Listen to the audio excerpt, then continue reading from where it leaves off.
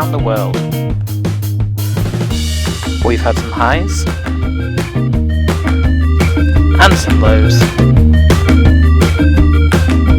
Join us now as we rebuild our 96 Land Rover Defender to be the ultimate overlanding machine. After the door frames were repaired on the previous episode, I set about making them beautiful again. After prepping the doors, I first applied a 2K high build primer. The same was applied to our new door security.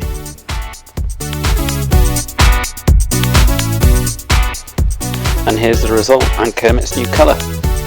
The 2K paint gave it an easy application and a really high gloss and a good finish.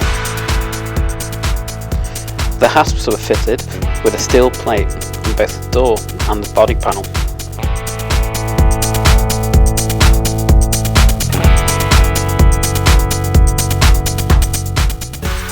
Next was time to paint the bonnet. After prepping the top, all the rust on the underside was addressed. After rust removal, all of the steel frame of the bonnet was painted with red oxide. Again, we used a 2K high build primer, but this time resprayed in a high gloss black to match our new roof.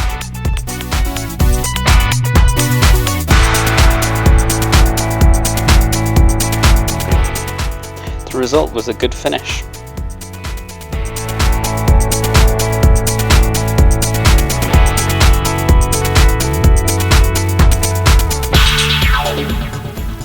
We binned the old sagging bonnet liner and replaced it with hood liner. This should give us superior thermal and acoustic protection. We decided to keep some of Kermit's battle scars, as this reminds us of many stories and situations we've been in. Overall, we're very happy with the finish achieved. The next job was to tackle Kermit's face. It soon became very obvious we were no longer able to accommodate the super winch which was fitted. This was for a few reasons. Number one, the bumper required to fit this is no longer available to purchase, and ours is rotting through in some places.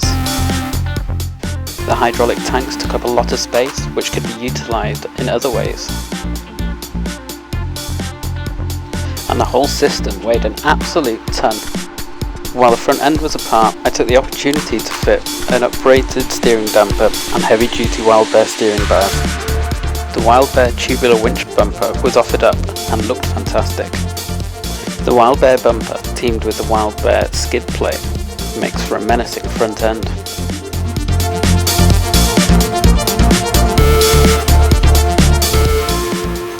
And of course Kermit wouldn't be complete without his Overland badge.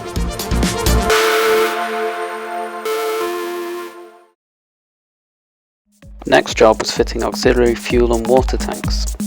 We had ours customised to take a WEMA fuel level sender.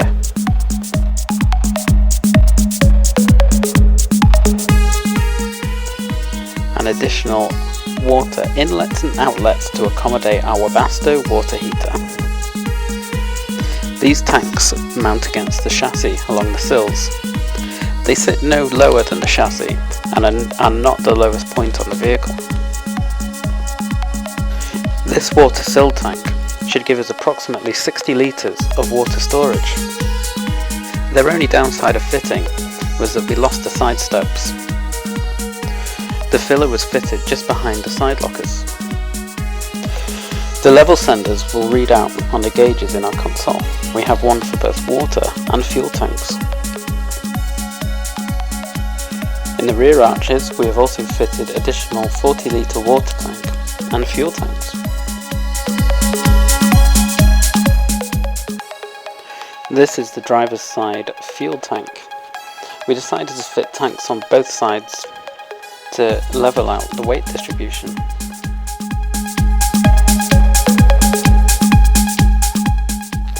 That's all the jobs for now.